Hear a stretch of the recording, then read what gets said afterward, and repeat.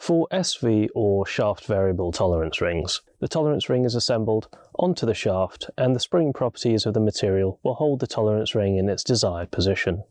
Some jigging or fixturing may be needed to prevent unwanted axial movement during the next stage of the process.